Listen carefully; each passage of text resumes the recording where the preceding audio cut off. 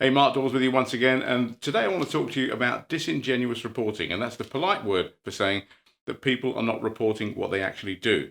Now, the question is this falsifying records, and therefore is it fraud? And I'll come on to that in a minute. But before we do that, let me tell you a story about the dog with 5 legs. So let's imagine for a moment that you and I have set up a committee of senior tutors or trainers or whatever committee you want to call it. And by the way, before I go any further, you'll never see a statue to a committee anywhere, all right? And let's say that we decide that a dog has 4 legs and a tail, but for the purpose of our committee, we want to call the tail a leg. So we all agree that the tail is now a leg.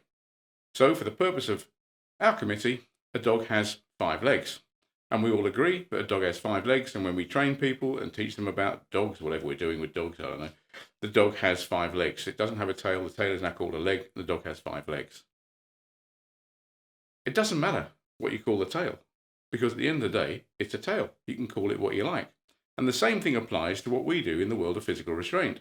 Some people don't like the word wrist lock, so they'll change it and call it something like an emergency or an escape sort of technique. Well, what does that mean?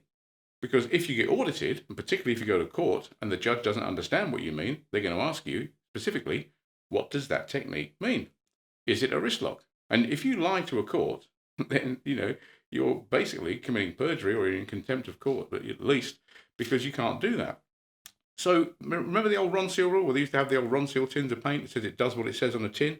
That's exactly what we need to be doing to ensure transparency, accountability, so we can have a clear audit on everything we do. So why don't we just call techniques what they're called? Well, I'll tell you the reason.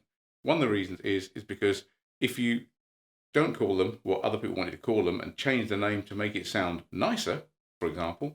So, we can't say wrist lock because that would infer that we're using a pain compliance technique, and you can't use a pain compliance technique and da-di-da-di-da, and all that's covered in the report you've seen anyway. So let's call it something else. Let's call it an escape technique or a rescue technique or whatever you want to call it.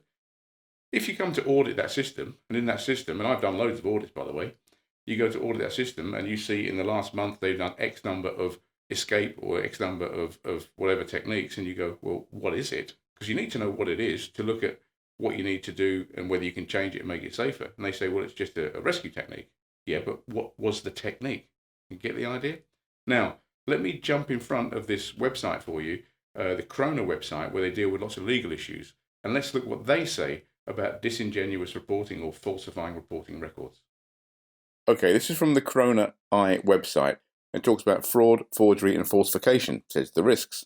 Last reviewed, 13th of May 2019. It said fraud, forgery, and falsification in the field of workplace health and safety can put people's lives at risk, both members of the public and employees. We consider some cases and their consequences. And what it goes on to say here is fraudulent behaviour in health and safety can include the falsification and forgery of health and safety records and documents, as well as lying and misleading people about the health and safety qualifications, competencies, and accreditations held by an individual or company.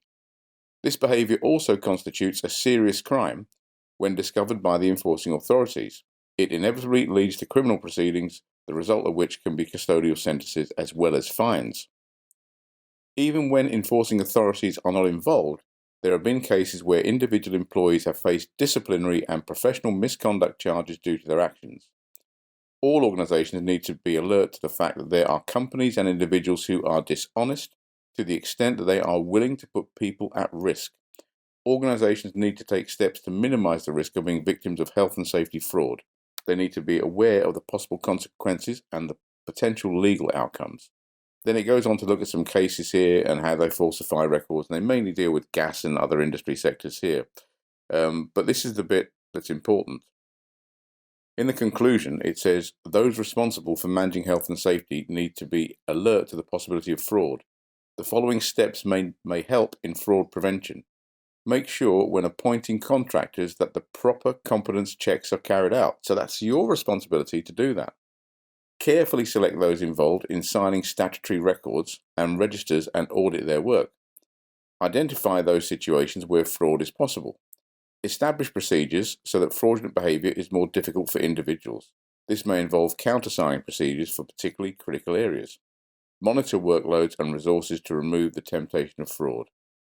Fraudulent behavior provides a quick route to court and often prison, but it can also result in serious harm. It must be stopped. And once again, this is on this Krona-I website, which is a good legal resource website for health and safety and other things as well. So there you have it. That's what the legal people are saying.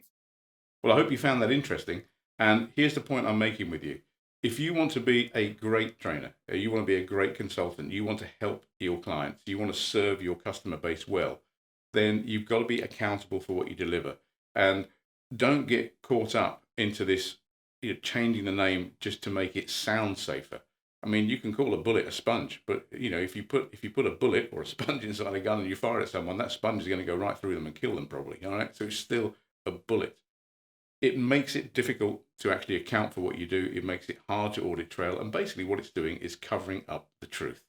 And one of the values we hold to be true is truth, honesty, integrity, loyalty, and trust.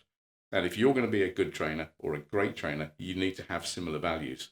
And this is why I would urge you not to get caught in the trap of changing the names of techniques just to keep certain people happy. And here's the other thing about those certain people. These certain people, and you've all seen the video hopefully on HSG 48, if you haven't, go back and watch that video. Are they qualified and competent to make the judgments and assessments and recommendations they're making within the context of actually what you're doing and how you're using those particular techniques? See, the fact is, if we don't tell the truth, then the risk increases. It always will, okay? And this has happened in this industry for years. Trust me, I've been in it for 30 years. And every time people have tried to cover up the truth, it's always increased the risk, and there's been more injuries and sadly more fatalities. So I hope that helps. And if you want to schedule a call with me, then just click on the link below. There's probably a link below there. I mean, seriously, if you're thinking about becoming a restraint trainer, these are one of the things you need to know about. There's loads and loads of other things as well. And I want to make sure that if you want to actually get involved in this industry, that it's the right fit for you. And if obviously thinking about training with us, we want to make sure that you're the right fit for us too. So if you're thinking about that, schedule a call with me, click on the button below. Let's have a chat and let's see how we can help you make the right choice for you. And I promise you this, I'm not going to try and sell you anything. In fact, in many cases, I've said to people, you don't need to train with us. You don't need to do our course. There's other things you can do. And, go and look at this and go and look at that. So I'm here to advise. I'm here to help. And the other day I had a phone call with someone. We were on the phone for about 45 minutes. And at the end of the call, he said, that's been absolutely brilliant. He said, you've satisfied what I've asked for. And he said, why do you do this? Why have you given your time for free? Why are you not trying to sell me on a course? And I said, dead simple. I came into this industry to help people. That's what I want to do. So if I can help you by giving you 45 minutes of my time so that you make the right decision for yourself, then I'm doing what I came in this industry to do. So that's why we do what we do. All right. You have a great day. I'll speak to you soon.